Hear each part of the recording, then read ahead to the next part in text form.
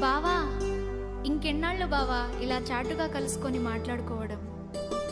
మనం మనవాడుకుందాం బావా. గది కాదే జానకి, ఒక్కసారి నేను చెప్పేది.